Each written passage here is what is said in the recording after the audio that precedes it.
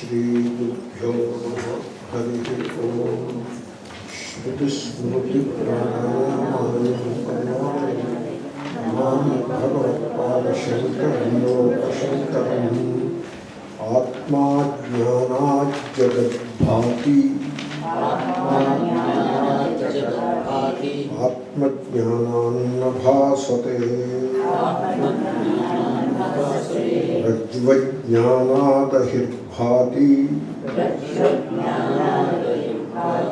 तज्ज्ञानाद् भासते नहि. The second line is illustration. The famous Rajju Sarpa illustration. The rope and the serpent. So you see the serpent. You see, there is a mechanism why you see the serpent.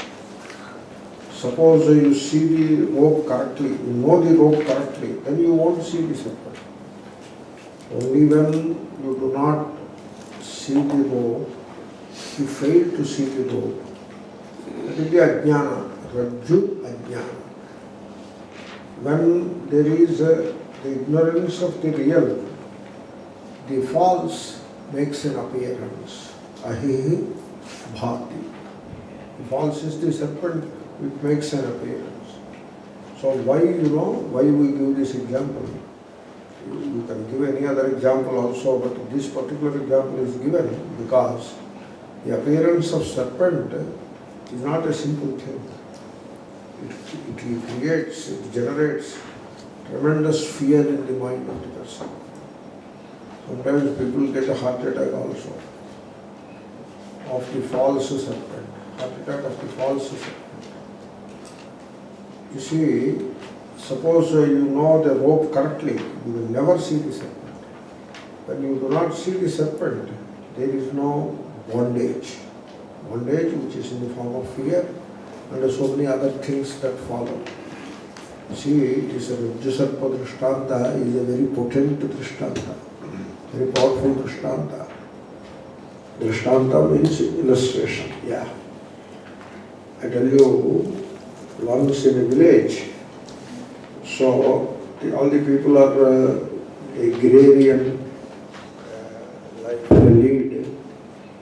So agriculture is the primary profession in the village.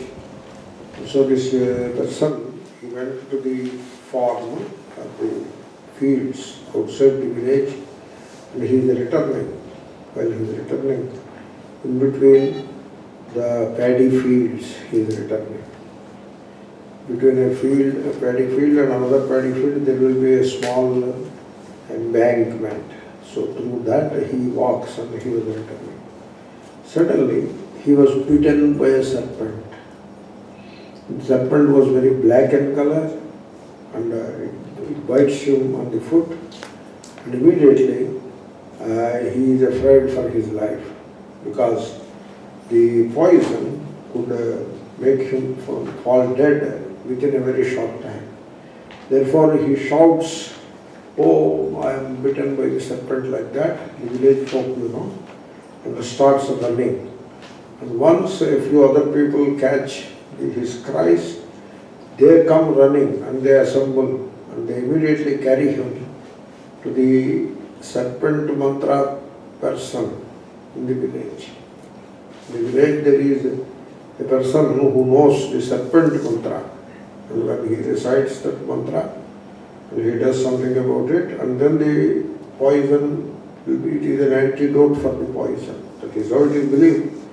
And so they all take him by running to him because you have to go quickly before the poison moves up.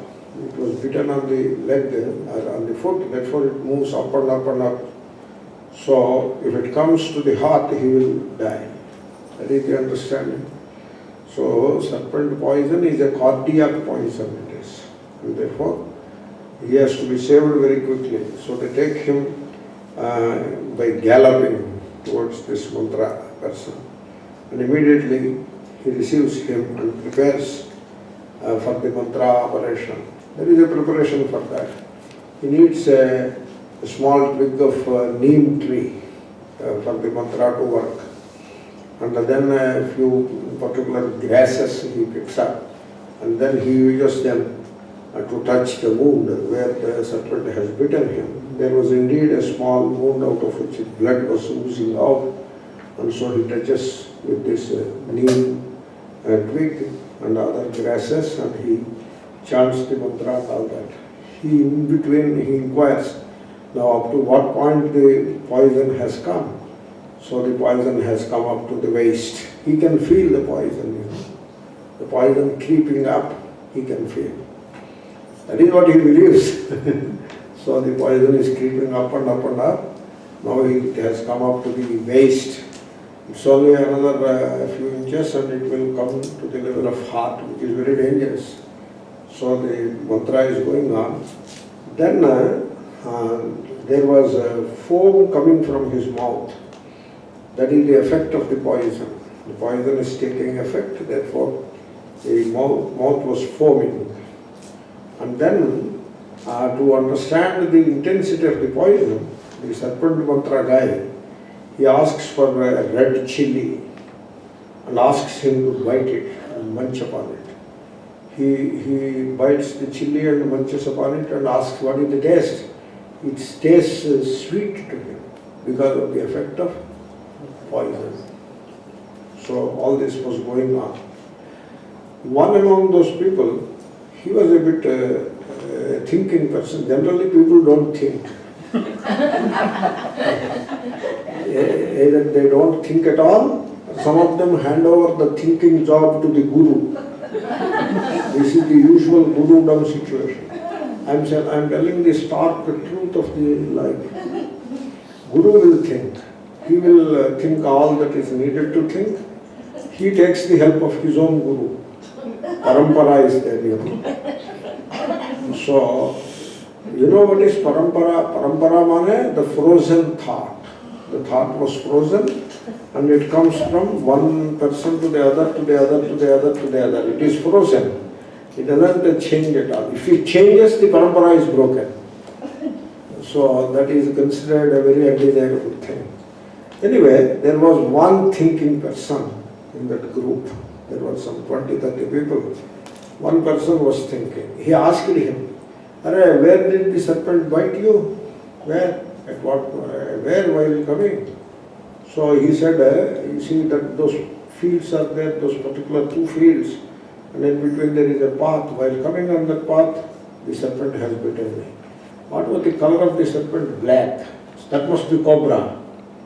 Then this thinking person, he took a battery light. Already it was becoming dusk. He rushed to the point where this person was bitten by the serpent and he was walking on the path with the battery light on. He found a cycle tire there. A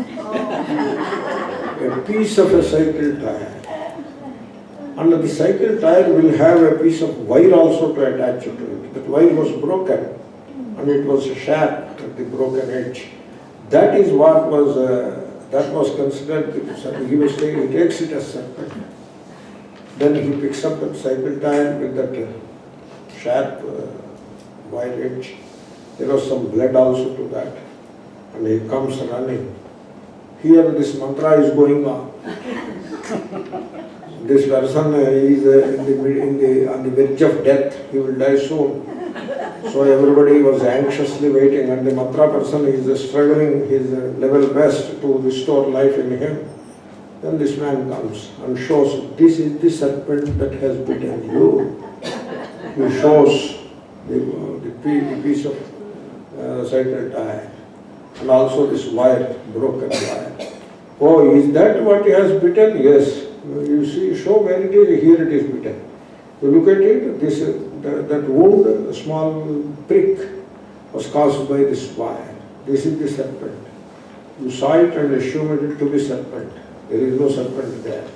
The serpent mantra person disappeared from the scene. Because he has no relevance anymore. He went inside his house. He left this crowd to themselves and he went inside and closed the door. Because he is not relevant anymore. Then this thinking person asked him, you said the poison was creeping up and came up to here. Now where is it? He said, now it is not there. And then he asked, how is your mouth? You are munching on red chili. It is very hot. I want a cup of water. Then they bring him a cup of water and he drinks and goes home.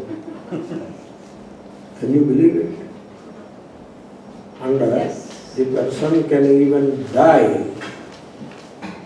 He can even die of fright. You understand? He can even die. And in every village, there is a mantra specialist for serpents and scorpions. You know that? In our village, there used to be one person who is expert in serpent mantra and the scorpion mantra. And whenever there is a scorpion bite was there, they all rush to him. And he is very well respected in the village and it is his profession. He was not challenged at all.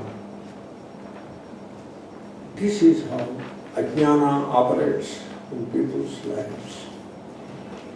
Now the Rajju Sarpa Drishtanta, you know how significant it is. Rajvajnanad ahidbhati. Tajnanad bhasate nahi.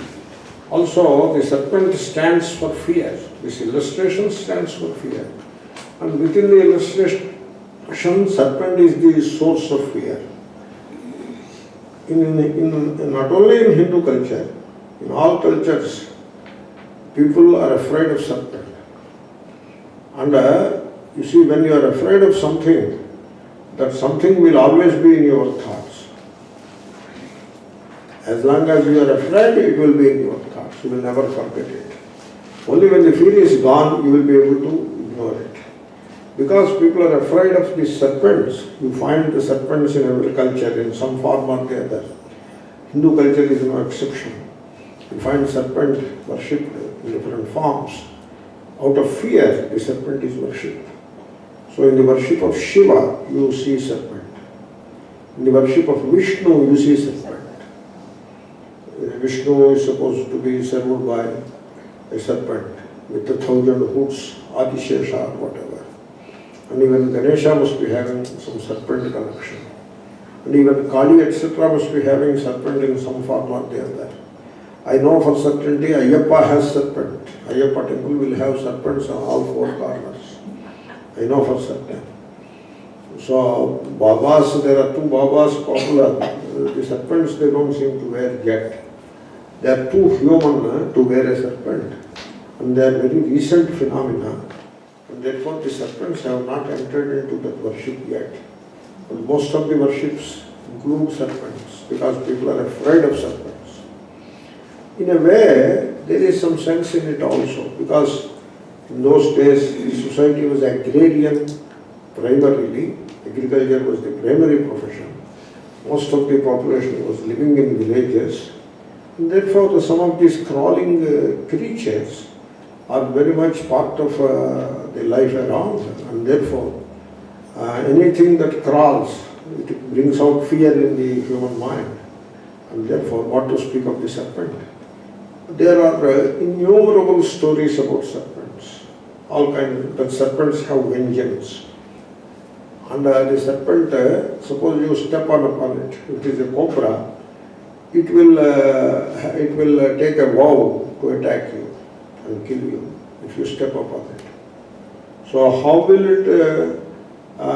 it know the person? It will know by smell or whatever. Like the dogs have a scent, similarly the serpent will know. And the serpent will follow the person. And the person occasionally finds, he hears a sound, bush, like that he hears a sound. Then he rushes inside the house and says, I heard the sound, bush. He imagines it that he heard it. And therefore, then the story goes in the village that this man was now being followed by a serpent. This cobra is very vindictive, it will take vengeance, this and that. These stories, they go on and on and on. I'm sure you must be knowing some of these things. None of it is true. None. 0% truth in it. They are all false. 100% false. But they occupy our minds very deeply. They influence our thinking. Our culture, our religious practices, they are all influenced by the fear of serpent. That's why that is given as an illustration. So you imagine so many things about the serpent, and all this imagination is taken as knowledge. You know that. For example, the serpent mantra person, he is knowledge. He has the knowledge of the mantras. That knowledge, you see knowledge. How the word knowledge is used. And therefore, our life is this is serpent. We have too many serpents in our life. Because suppose you invest in stock market, there are a few serpents within that stock market. Because that causes insecurity to you. It is likely that a particular stock will dip down and ruin this person. Therefore, he is afraid of it. That is the serpent.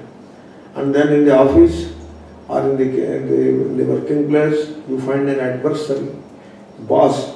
He is trying to pull you down. He is not trying to give you promotion or whatever, because he favors somebody else. Therefore, he is your adversary. That is another serpent. Like that, there are too many serpents in our life. And when the wife and husband fight, they become like a serpent to each other. And they go to the court and start washing the dirty linen in public, and they hate each other completely. We see that again and again and again. So this is how in our life there are too many serpents. Serpent stands for the source of fear. So sometimes even the gods and goddesses play the role of a serpent. When you are afraid of certain gods and goddesses, now they are playing the role of a serpent. They become the source of fear. This is how people live. That's why Shankara gave this illustration a lot of importance in his works, and even Ashtavakra Maharshi talks of it.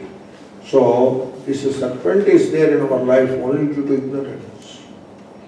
In the illustration it is okay. The rope you don't know, that's why you see a serpent.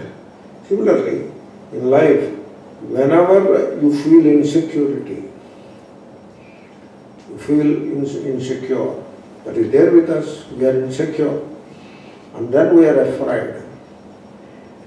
And you see, this fear which we are talking about here is not to be misunderstood. It has to be correctly understood. Suppose you are walking on a footpath and suddenly you find a serpent, a real serpent, and you can recognize also that it is a rattlesnake or whatever, a viper, whatever, and it is very poisonous. Its bite could be fatal. You know all that. And now, do you have any problem?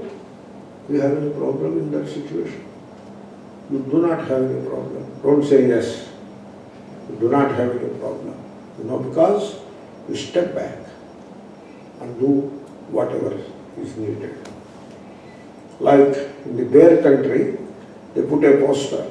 If you encounter a bear, please take these precautions. 1, 2, 3, like that. Therefore, while walking, suddenly you encounter a bear. Now what should you do? So this tells you, this is how you have to conduct yourself. You don't have a problem. Generally you don't have a problem. You withdraw from the scene, and you do not make the bear's attention towards you. You do not draw its attention. You quietly withdraw from the scene. Therefore, or you are moving towards the edge of a tall building, the big precipice it is, the edge of the building, the terrace, and there is a parapet wall, there is a short wall, and you come near the edge, and suddenly you see down below the traffic on the road, it is a big fall it is. Immediately what will you do? Is there any problem? You step back. That is considered fear. People think that as fear. I suggest it is not fear. When you see a real serpent, you step back and do what you need to do. For example, in Arizona, when they see a real serpent, they say there are serpents in Phoenix, etc. The people encounter them. Suddenly you open the door and you find a serpent there. Immediately the lady closes the door and calls 911, and the person comes and takes away the serpent. In fact, they brought a few snake charmers from Chennai. They are employed by Phoenix municipality. Really. And therefore one of them will come and catch the serpent and take away. There is no problem. So that is considered fear. It is not fear. I ask you, you see a serpent, real one, immediately you withdraw, close the door, call 911. Is it fear or is it intelligence? It is intelligence. It is not fear. It is for example, I have fear of, some kind of a phobia of heights. Therefore, when I come anywhere near the precipice, I step back. I don't feel comfortable, so I step back. So, is that fear or intelligence? It is intelligence, not fear. It is intelligence, because I don't want to fall. That is intelligence. Now, are you in the same page in that? Now I will tell you what is fear. Suppose there is a great scholar of stars and planets, and you sit with him, putting your horoscope before him, and then he is examining it and calculating all the positions of stars and all that. And he is divining how your next year situation, financial, familial, social situation is going to be. And he is making a very scholarly attempt to divine your future for the coming year. That effort on his part, and you are very carefully following every word that he says, that effort, is it intelligence or fear? Fear. It is fear. And this is a crazy world. What is fear is taken as intelligence, and what is intelligence is taken as fear. Therefore, people are afraid.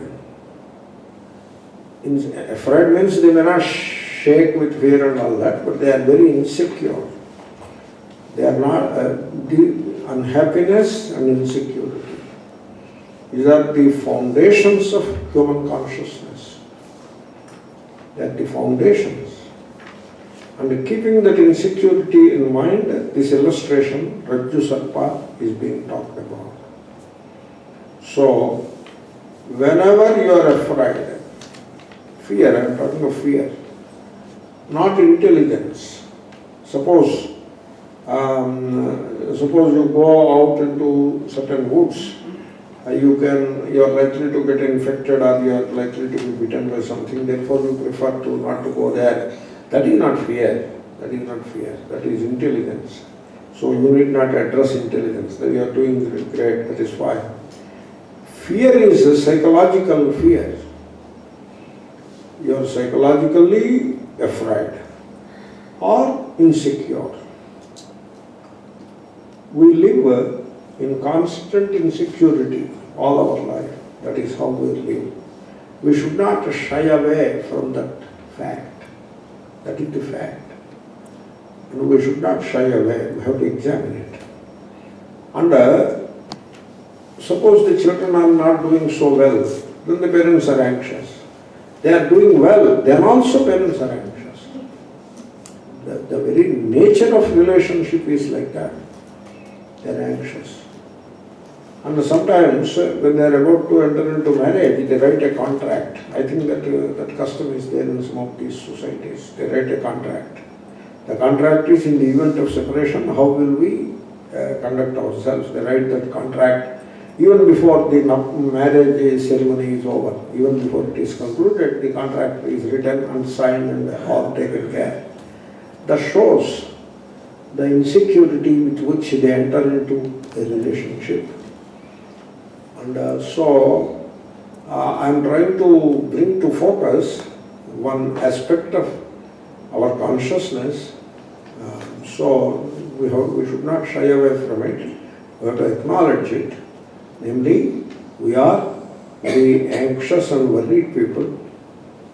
We are very much afraid of life, and then we are afraid of death, and then we are afraid of the future. The word future brings only fear in the human mind. There is nothing, there is no other sentiment attached with future. Future means fear. Past means shoka, sorrow. This is how people live. So, and then they are afraid of the old age, of course afraid of death, afraid of life equally. When you are afraid of death, then you should celebrate life, but no, afraid of life also. This is how people live.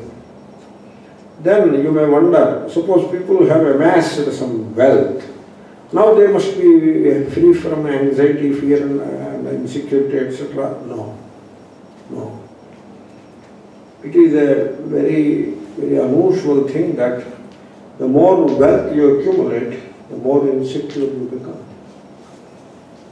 So, the wealth becomes a noose around the neck. And then they go into religion. Religion is supposed to make us free from fear and sorrow. Leave the sorrow part aside, that is not what we are discussing now. We are looking at the insecurity part alone. Religious makes us very insecure people. We worship the gods and goddesses out of fear rather than out of love.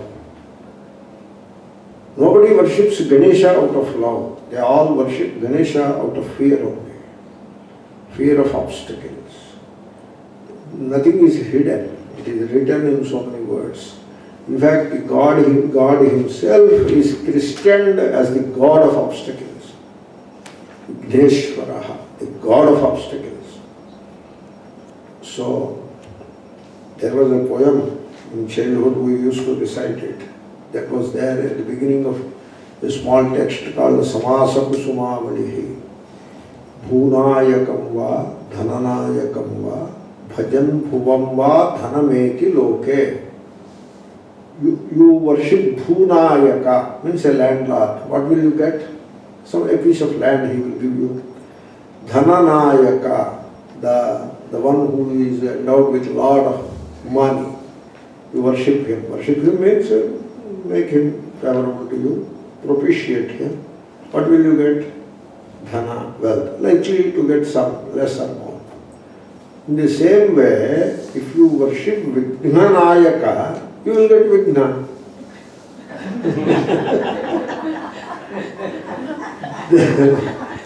Bhudayaka gives you Bhu, Dhananayaka gives you Dhana, and Vignanayaka, Vinayaka is Vignanayaka, is supposed to give Vigna. Therefore, I do not want to worship you. I will stand at a distance and do namaskar to you. That is the poem. This poem is called Vyangya Vyajananda. It looks as if he is saying something negative about Vigneshwara, but he is saying positive only. Okay, something like that. That was the poem we were reading in our childhood. So this way, why our gods and goddesses have weapons? Why should they have weapons? The gods and goddesses. They don't have weapons. We put weapons in their hands. Sometimes, if two hands are not, two weapons only are enough, then the god will have two hands.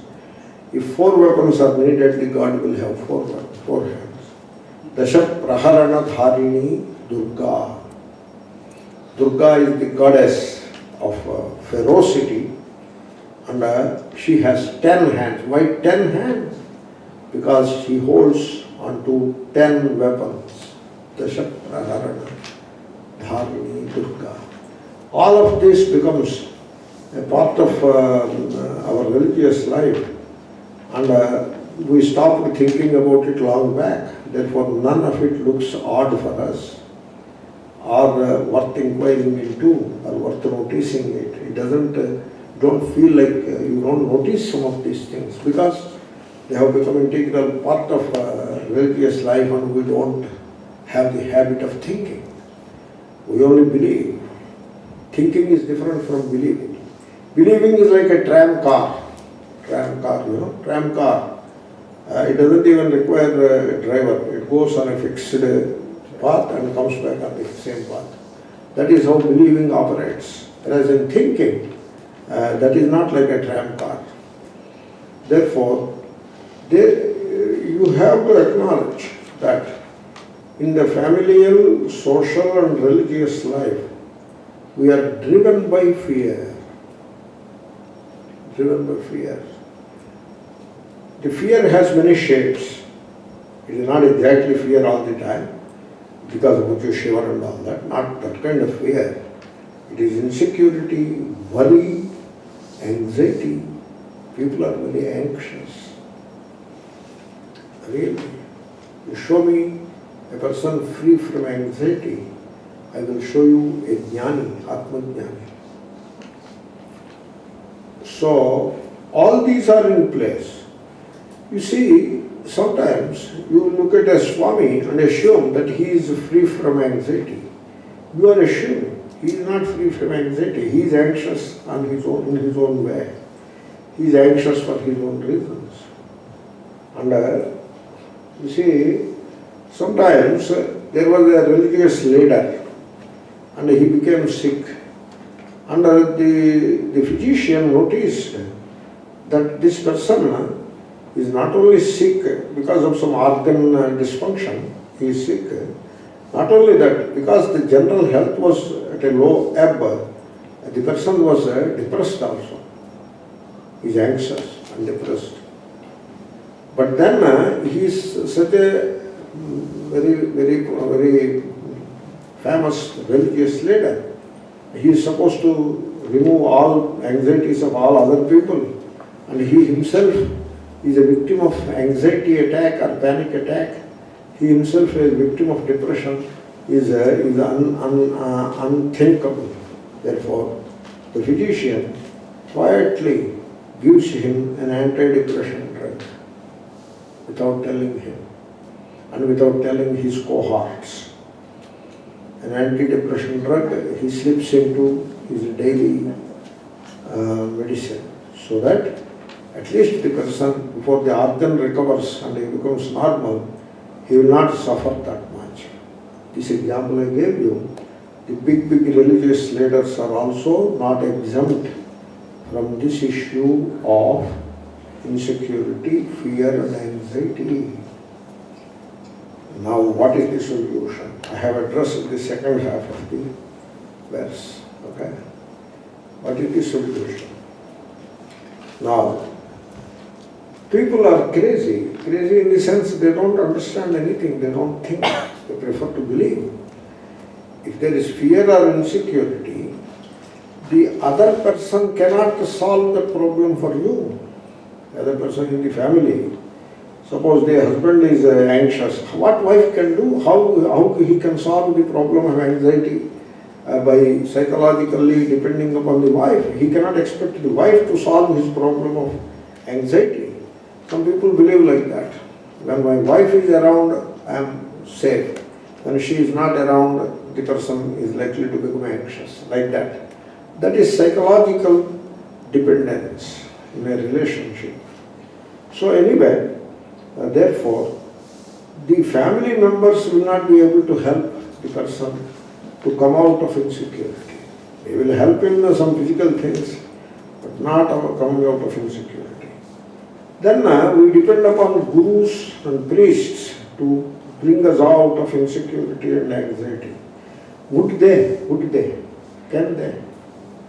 I have a doubt. I am not sure about it. If you come across a wise man, he will tell you to examine your own inner self, to watch the movement of your mind, and then this self, the egoic self, is caught in self-enclosing activities, me and mine kind of activities. That is how this egoic self is caught in self-enclosing activities. They generate a lot of anxiety and fear. So that is what a wise man will tell you. Because of your self-enclosing, egoic, egocentric activities, because you are leading such a life, you are developing a lot of anxiety and insecurity. If you become more inclusive, if you become less egocentric, things will improve. Like that, a wise man will advise you. But there are not many wise people in this world. The wise people don't adorn the robes of a guru or a priest, etc. They remain very quiet and calm. They don't come forth with a lot of fanfare like a big guru and all that. Therefore, depend upon the priests and the gurus. They cannot help you to come out of this fundamental problem of fear and insecurity. Then the religion. More often than not, the religion of the masses, it generates insecurity and anxiety. It doesn't solve insecurity and anxiety. Then you have to say the planet, then all around is over. Now you have to look up. What is there up? What is there? Planet. Did you ever see any planet? You just imagine. You just imagine. You have never seen any planet, I suppose. Or maybe nowadays they are marketing some very powerful telescopes, and one of you might have purchased and gazed at the sky, I don't know. In which case you must have seen one or two planets. Possible. One day a friend called me, Swami, you want to see Saturn? I said, yes, I want to see Saturn because I love Saturn. Shani is my favorite form of God, and so I love, and so I want to see. Then he said the telescope is kept ready and you come within half an hour you can see. Because if it disturbs then you cannot see. Then I rushed and then I saw Saturn. For the first time I saw Saturn. So like that, even to find out the planets, you have to really have a very powerful telescope. And then stars. Do you have anything, do you know anything about the stars? How far away they are, etc. Do you have any idea? The light that starts from a given star, the nearest star, other than sun. Sun is also a star. Our friends tell you sun is a planet. No. For God's sake, sun is not a planet. Okay? Sun is a star. If anybody tells sun as a planet, you ask him, sir, what are you talking? Sun is not a planet. Sun is a star.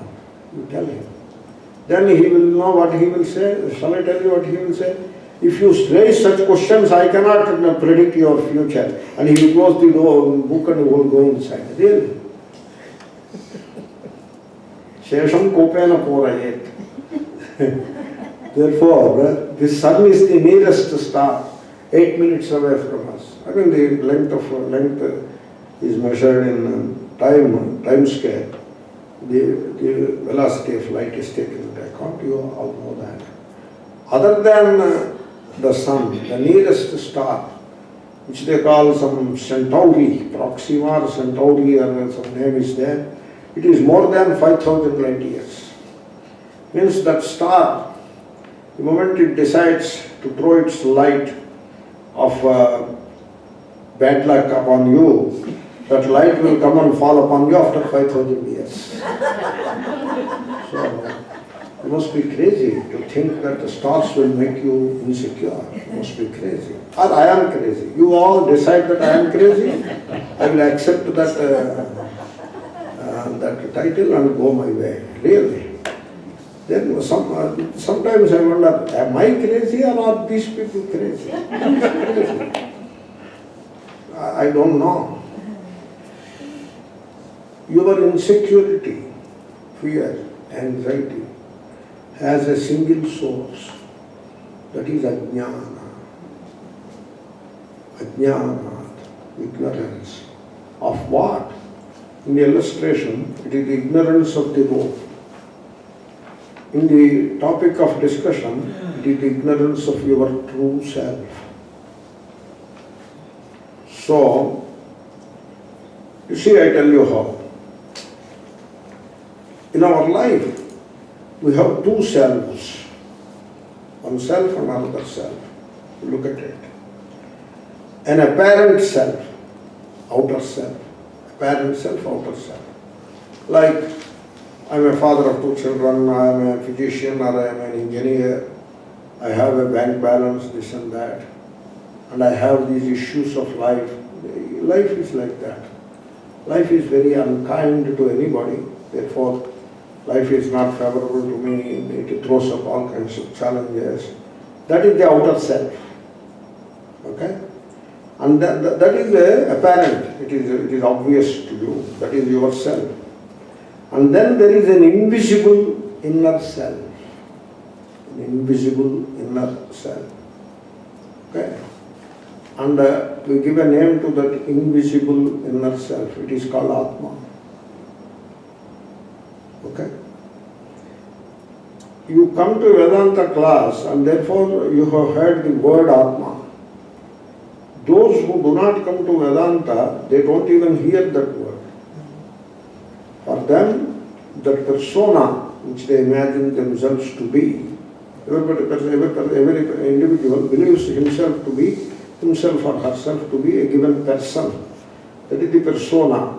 And that persona is myself. That is it. And the religion doesn't help at all.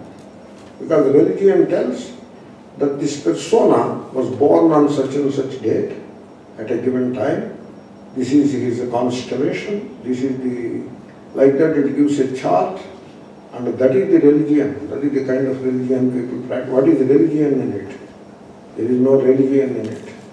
But that is taken as a religion. Now these are all religious people. These chart readers, this is the new religion. Very, very unfortunate. What is religion in it, I don't know. But they put on the religious robes, put on the religious marks, and they read your chart. Can you believe it? This is a crazy word, I tell you. What is religion in it? So, anyway, so they tell you that this is the real self. That egoic self is the real self. You are this caste, you are this creed, you are born on such and such date, this is your constellation, this is your gotra, this is your vamsha, and this is your religion, that is the real self. And now that self, the outer self, the apparent self, is given a religious sanction. And they don't talk of the inner self, the real self. Therefore, the apparent outer self becomes the only self. And the person lives an entire life in ignorance of the real inner self. Takes the apparent chimerical apparent self as the real. It is a shadow self as the real self. That is how the people take.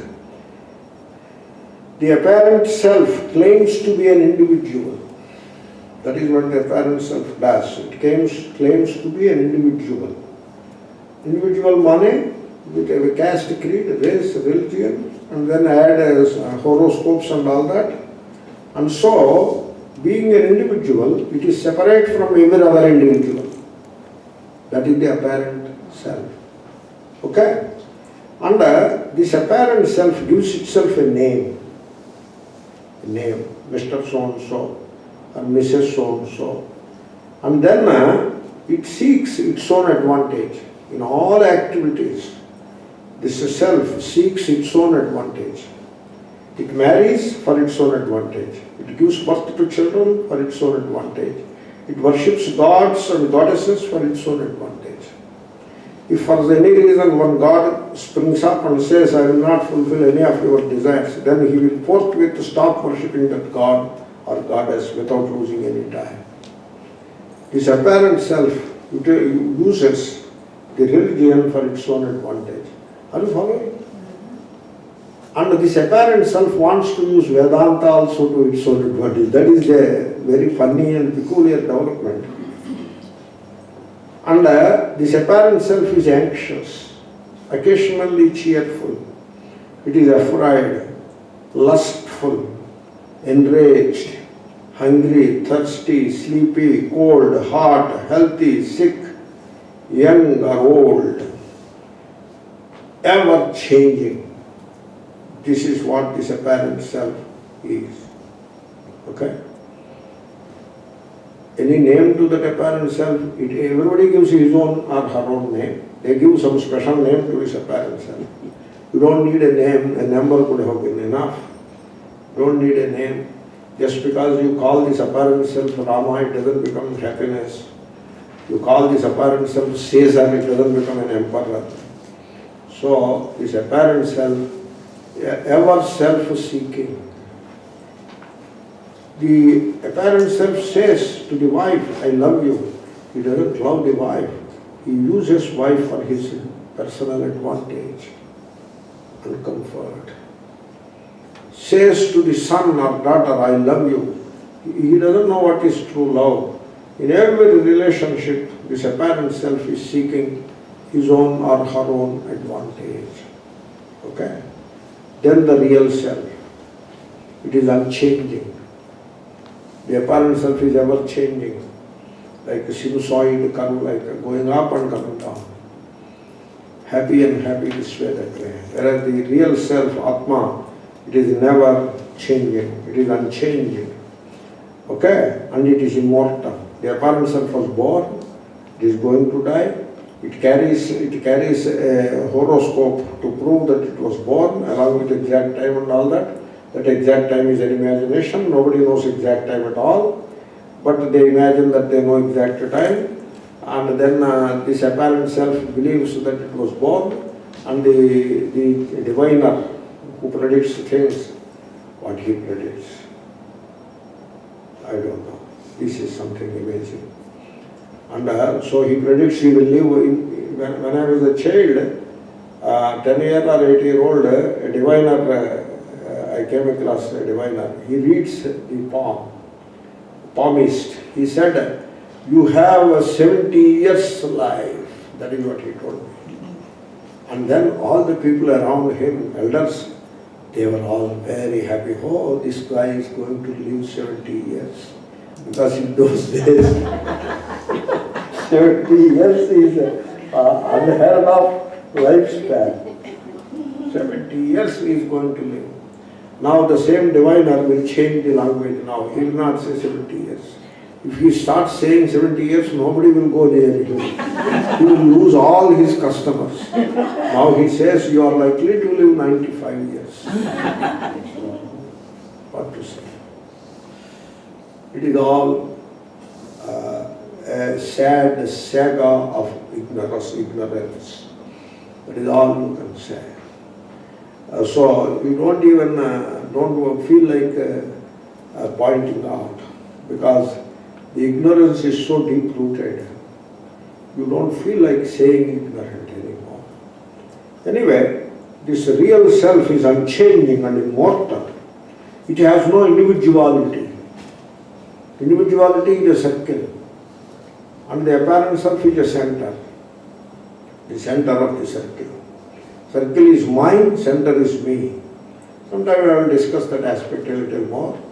Therefore, this real self has no individuality. It is not an individual.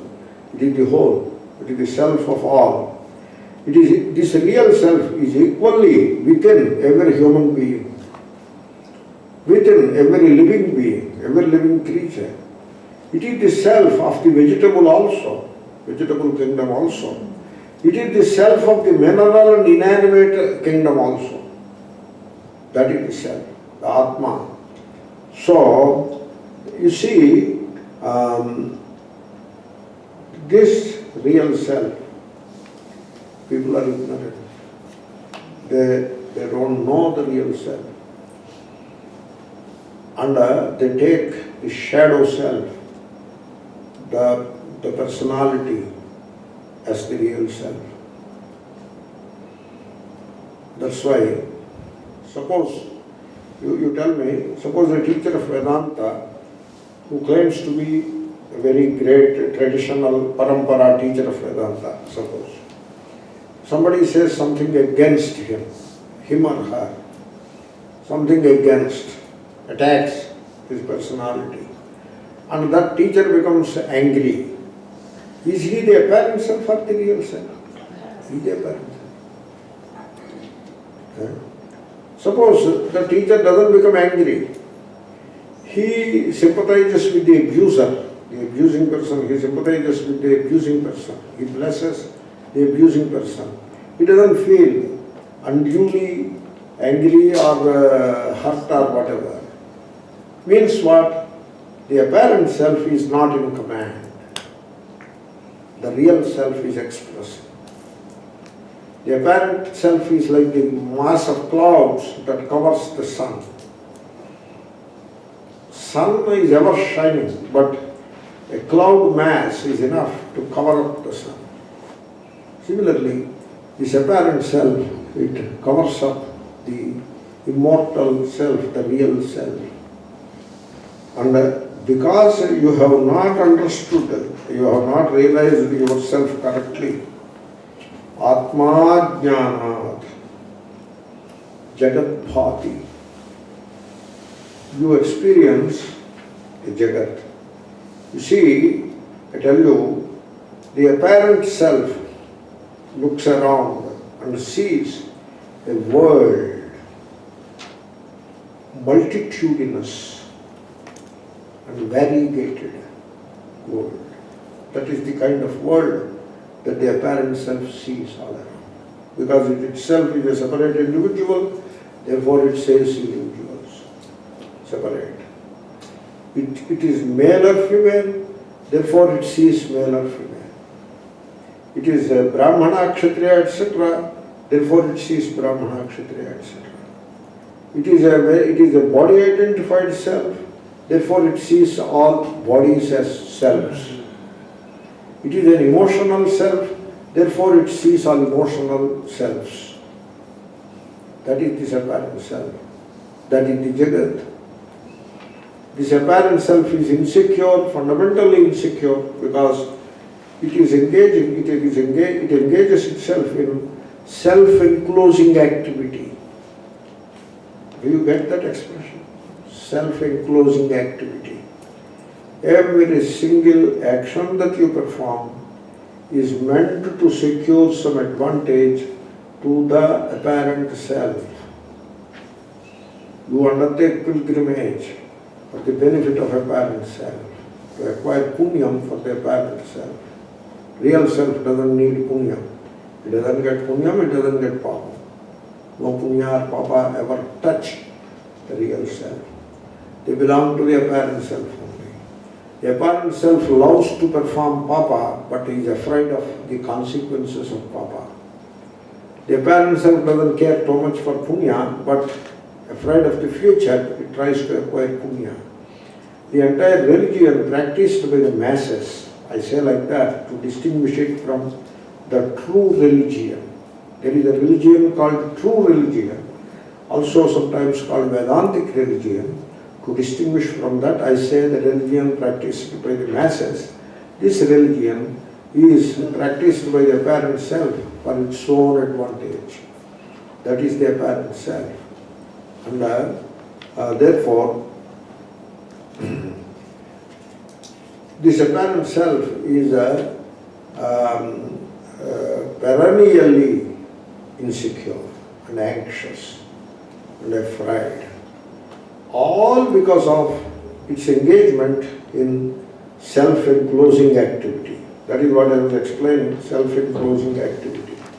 The activity all the way aimed at its own advantage. You cannot believe it, I tell you. So, the person, he wants to get married. This is the orthodox Hindu society situation. There are the exceptions, all right, but I am pointing out one situation to explain the activity of the apparent self.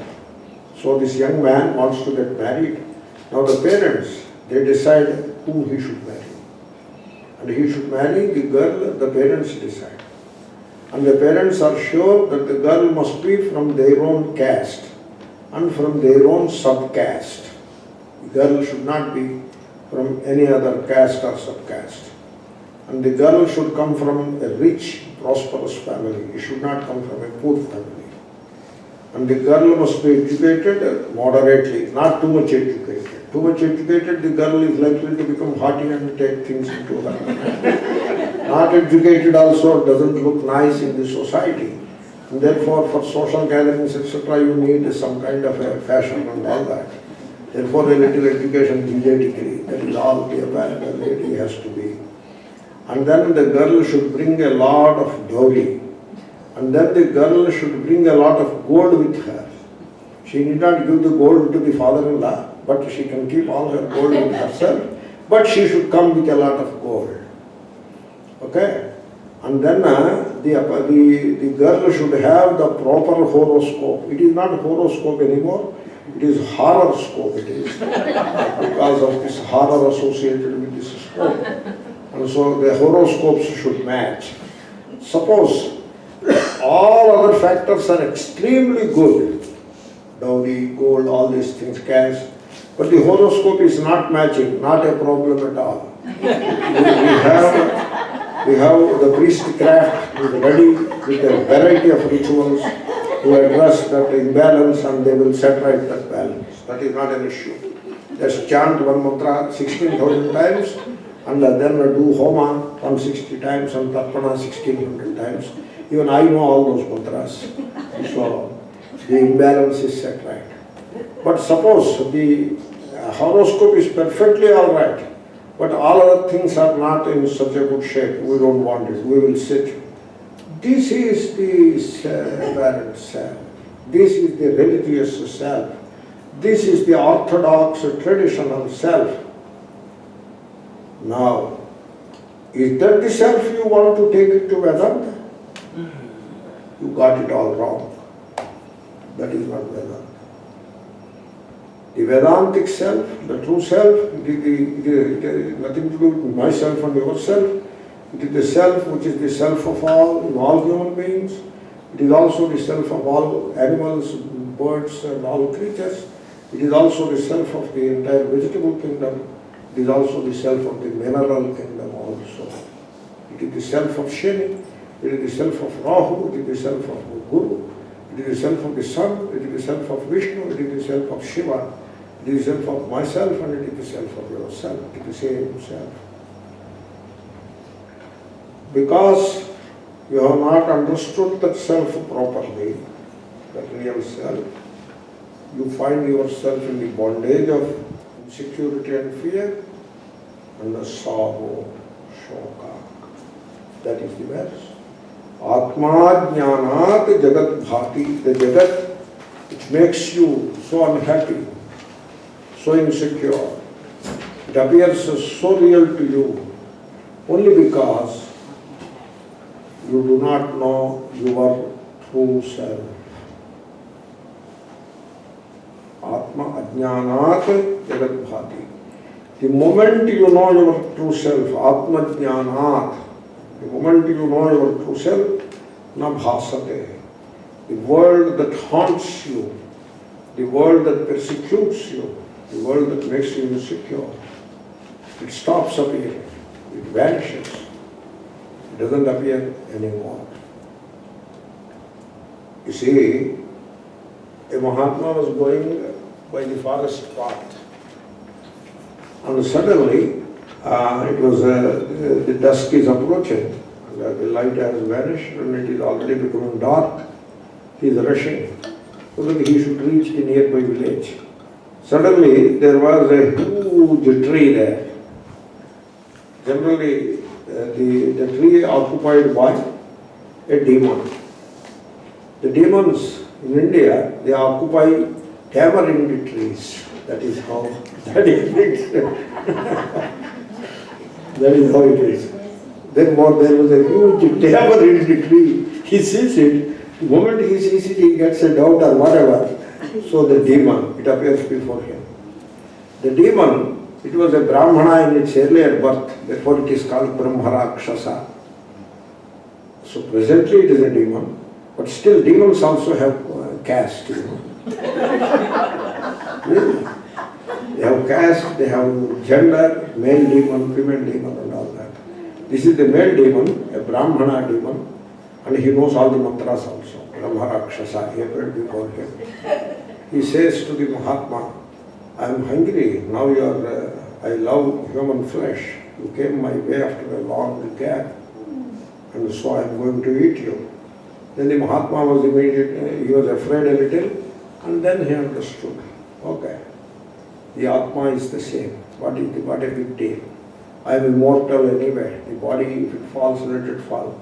He said, okay, let it be so. Then the Brahma Rakshasa said, are you not afraid? People are afraid of us, the Rakshasas. You are not afraid or what? Then the Mahatma said, what is to be afraid? The body, I will eat you. No, you cannot eat me. You can eat only the body. What do you mean? Are you not the body? No, I am not the body. Then what are you? I am the immortal reality that inhabits the body. Oh, is there such thing? Yeah. You explain it a little to me. The body is born and it dies, but there is something that inhabits the body.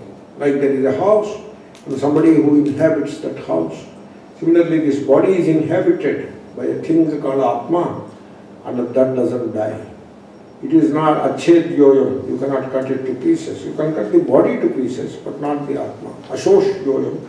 So atledyaha asosya evacha, like that. Adahyoyam. You cannot burn the Atma. Only the body can be burned to ashes. Oh, is there such a thing? You tell me a little more about it. Like that, the discussion continues. And then finally, the Brahma Rakshasa becomes a student of this Mahatma, and he understands the Atma, and he takes the blessings, and he vanishes. This Mahatma goes home. That is the story. Okay. Therefore, you know what is the Brahma Rakshasa in the story? The Jagat. The Jagat is the Brahma Rakshasa. The Jagat which makes you unhappy, makes you insecure, anxious, worried, frightened, that is able to do that. The Jagat is able to do that. Jagat could present such a picture of itself before you only because of our ignorance of the inner Atma, the real self. So Atma Jnanat, Atma Ajnanat, Jagat Bhati, Atma Jnanat na bhasate. You see, once I know myself, the Jagat stops shining before me. Yes. How? How? I tell you how I tell you. I know myself, casteless. I don't have a caste. I am Atma, which has no caste. Therefore, when I look around in India, I do not see any caste. You follow what is meant by Jagat na bhasate? You see, suppose you go to Manhattan and you will find what you are looking for. Suppose you have a greed for jewelry, you will find plenty of jewelry in Manhattan. Suppose you are interested in some club activities, you find plenty of clubs in Manhattan. Suppose you want to do some yoga, then you will find a yoga studio in Manhattan. You will find what you want to see. You see what you want to see. People see what you want to see. Okay? Suppose you are afraid of demons, you will be seeing demons and demons and demons. You are afraid of serpents, so you will be seeing serpents and serpents and serpents. That is how what you see is in every single case is a projection of your own ignorant mind. Therefore, you see, our Prime Minister, Shri Narendra Modi ji, he says 130 crore people he identifies with them so completely that he doesn't look at himself as a person called Modi. He says it is not Modi, it is 130 crore people. He is not making some kind of a grand expression to impress people. No, he is not. He means it. He identifies himself with 130 crore people. And that's why the opposition parties have no clue. They don't know what to do with this guy. They don't have any clue. Because the more they pull him down, the more he comes up. Because they are not fighting a person, a leader. They are fighting a phenomenon. They are fighting a vision. That is what they are fighting. The vision of karma yoga, that is what they are fighting. They will not succeed. If you are fighting a leader, one time you may lose, but the second time you may win. But if you are fighting the truth, you are always the loser. You can never win. That is the power of knowing oneself correctly. If you know. So I started at one point and I digressed, but coming back, the point that I have to explain is not easy. I am making an effort, but not easy. The point is, only when you are ignorant of yourself, and therefore you imagine yourself to be this or that, you end up seeing the Jagat in a particular way. That is the point.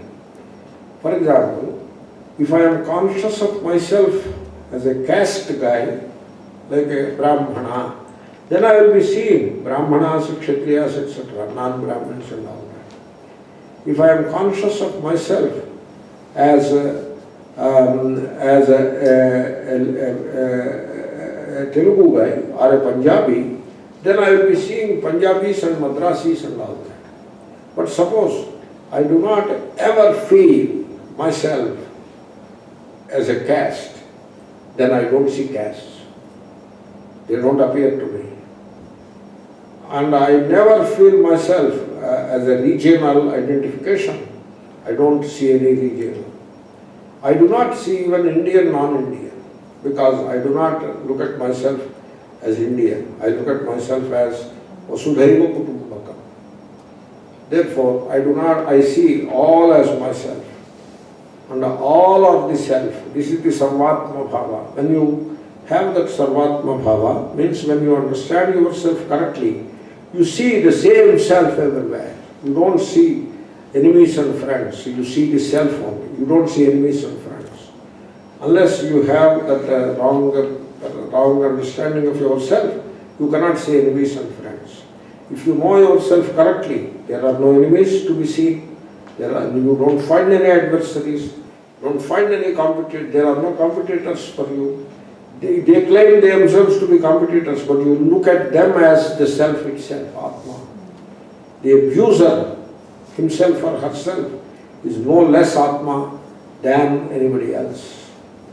The same Atma is in the Guru, in the Shishya, in the God. Ishvaro Guru Atmeti. So it is the same Atma. Therefore, you see all these divisions because you are yourself divided inside. If you are integrated within, you will not see divisions without. You will see integration without also. Therefore, the world that bothers you appears to you only because of your ignorance of your true self. The world that frightens you it presents itself before you only because of your ignorance of your inner true self. The world that binds you presents itself before you and binds you only because you are ignorant of your true inner self. When you know yourself correctly, then the world doesn't bother you, doesn't bind you, doesn't frighten you. In fact, you see the self in all, rather than seeing caste, creed, race and religion and all divisions, etc. You see the same self in all. Like the devotee, the plant which gives flower, and the God, the idol, I see the same self in myself, in the plant and in the idol, the same self. Therefore, I do not find any reason to pluck the flower and put it on the idol. I don't see any reason for that. Because the plant is the same self which I am, and the God is the same self which I am. So God is present as the innermost self. The same self is present in the self of the plant, it is the self of the mineral kingdom. There is the question of disturbing the plant to worship God. The question doesn't arise. That's why for a person who knows the true self, he doesn't engage in such activities of the religion practiced by the masses. Doesn't engage. He sees the Godhead within himself. So, it's okay. It's a beautiful verse, and I have explained it to some extent. Let us say the verse one time and conclude it. Atma jnana jagat bhati. There it is ajnana. Atma ajnana. Atma jnananna bhasate. Rajva jnanadahir bhati. That is again ajnana. Rajju ajnana. Tajnanat bhasate nahi. You see, we prepared that handout in a hurry, and it has only 7 verses. Yeah. Will you please give me word by word meaning for verse 6? Verses? Yeah, Okay. just the verse 6. Okay. Yataive kshurase klapta. Okay, I will tell you. I will. I don't Yeah, get sure. all the meanings. So look at the 6th verse. So and say with me. Yatha in which way? Say with me. Word by Yeah. word. Yatha in which way? Are you getting it? Okay. Yatha means in which way? Sharkara. Sugar. Ikshurase. In the sugarcane juice. Klupta. Contained. Tena. By itself. Vyapta eva. Indeed pervaded. That is the illustration. Tatha in the same way. Vishwam the universe. Mayi in myself. Kluptam contained. Maya by me. Nirantaram. Without any gap. Yaptam. Pervaded. That is the 6th verse. Let us say the 7th verse also. Atma jnanat. Because of the ignorance of the true self. Jagat. The multifarious world. Bhati appears. Atma jnanat. By realizing the true self. Na bhasate. Does not appear. He because Rajvajnana, due to the ignorance of the rope, Ahihi serpent, Bhati shine, Tajnana, because of the knowledge of the rope, Nabhasate, does not shine. So that handout is now completed. I anticipated that the handout will not last for the entire session. Therefore, I am ready with the next few verses also.